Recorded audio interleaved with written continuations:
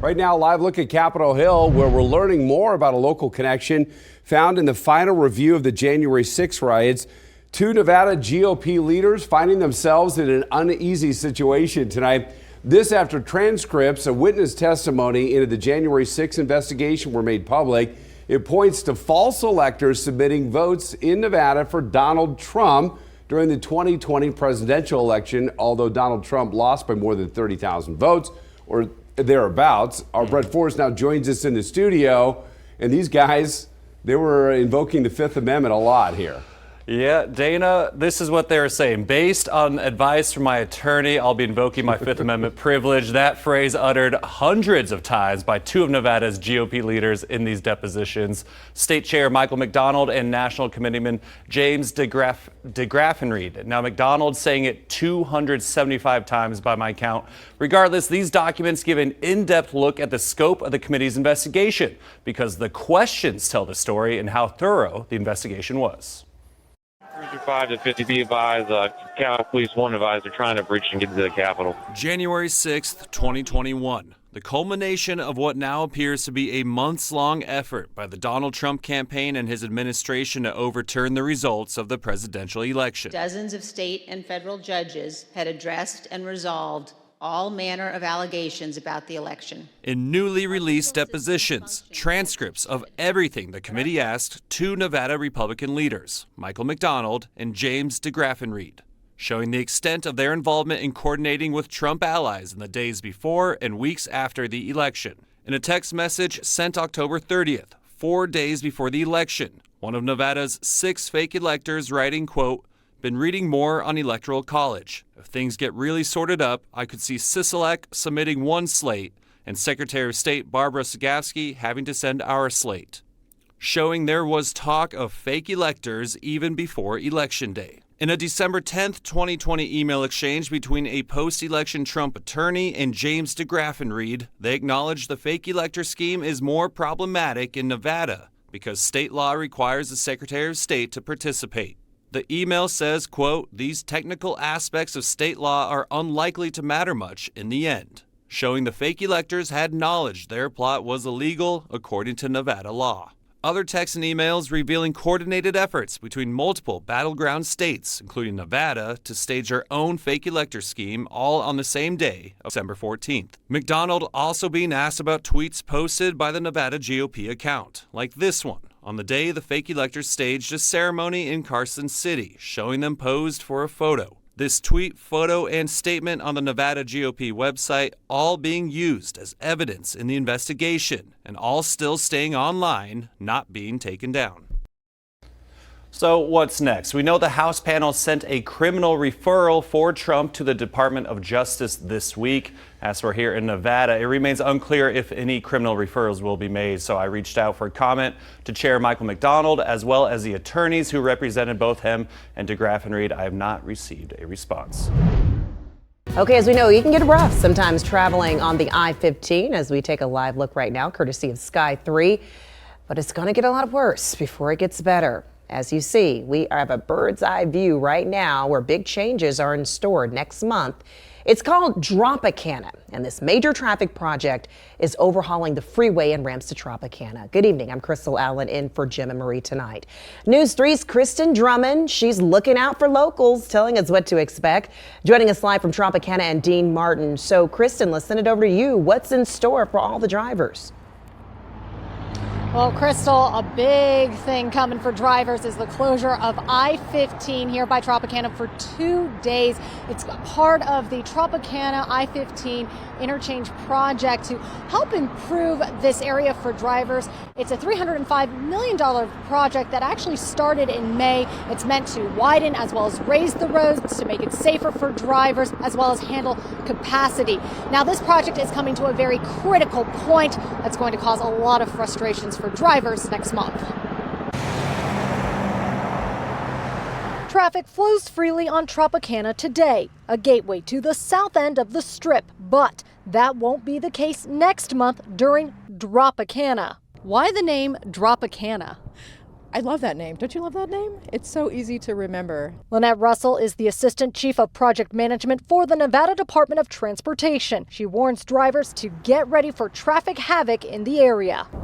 We're actually going to be removing, or if you will, dropping 3 different structures. Demolishing a part of the flyover from I-15 South to Tropicana Avenue East. Also taking down the north side of the Tropicana Bridge. Prep work for it starts on January 17th, but the real headache for drivers begins on January 22nd. That's when Tropicana will close for 8 days in both directions between Dean Martin Drive and New York, New York. NDOT also plans to close I-15 the last 2.5 days of that time period. It's going to be complete chaos. It'll be ridiculous. Drivers like Jeremy Young plan to avoid the area, but that's not the case for Jacob Jacoby. It's not going to be the easiest thing or the greatest things. He owns Jacoby's Men's Fashion. Fun for the holidays. I mean, A store only half a mile away from the Dropicana site. So it's not like it's a surprise. It's coming. We knew that the bridge is coming down. While he expects sales to go down as the bridge drops,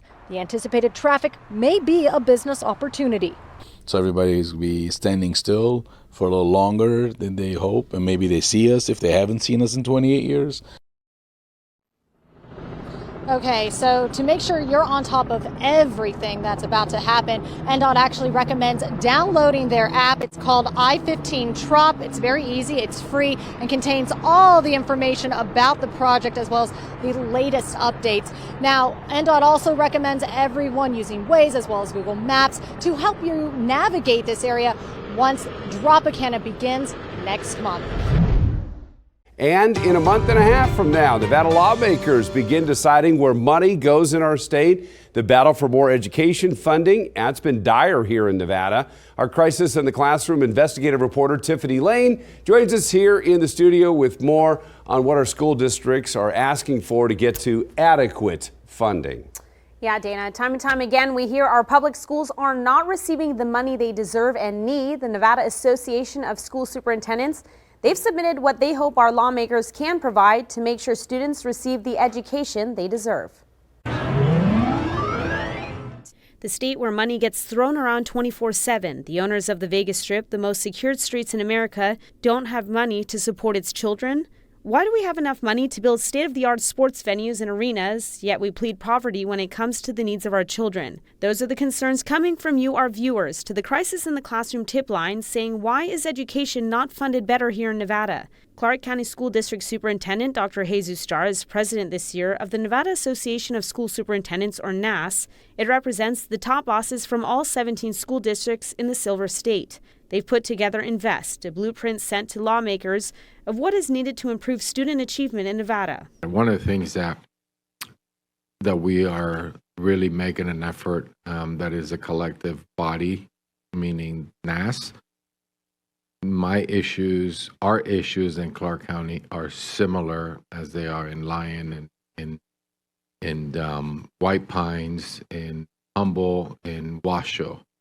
We just have more zeros, more students, more staff. Here's what NAS is hoping for from the 2023 legislature. Substantially increase per pupil funding by adding $270.8 million in new funding for fiscal year 2024. In a further breakdown identified by the Commission on School Funding, optimal funding in 10-year incremental target values, resulting in around $3.6 billion. What would that go towards? An estimated $1.7 billion towards hiring and retaining staff in a competitive market that is dealing with inflation. The goal is that districts can also hire additional staff to reduce class sizes. $976 million towards increasing equitable education opportunities. That would include funding to allow schools to be technology-rich to align with modern workplace expectations. And $1 billion towards investing in school safety measures with emphasis on addressing mental health. This also includes investing in school counselors, social workers, psychologists, and nurses. CCSD's Chief Financial Officer Jason Gowdy in a recent meeting saying this legislative session looks more promising when it comes to K-12 funding. When you compare prior budget to this coming budget, it's close to a 20% increase over the biennium. And so that provides some assurances that the state will have probably a higher level of funding than we've seen in quite a while in order to enact programs, especially under K-12. He also says that high inflation also helps the new funding formula that passed in the 2019 legislative session, meaning schools should receive more money. There's also some requirements in there that base funding must increase at the same level as inflation, and knowing that there's a very high inflationary impact at this point. So those are also a couple of good pieces that help the district and K-12 education overall. And Dana, there are some concerns among community members that retention of longtime staff is not being addressed and that there is still not a proper way to fund the new per-student funding formula from that 2019 legislation we talked about. Now, what are the impacts you viewers have seen through school funding in Nevada? Continue sending us your concerns and tips impacting you in our schools, including funding. Pull up the camera on your smartphone and scan that flow code on your screen. That'll take you straight to our email, schooltips@news3lv.com as well, or you can call 702-805-0489. Hi everybody, I'm Reed Cowan from News 3 Las Vegas. We want to thank you for checking out our YouTube channel. Remember, you can always see more of our videos by clicking on the video links. And also don't forget to click that subscribe button so that you don't miss out on any of our YouTube updates. Thanks for watching.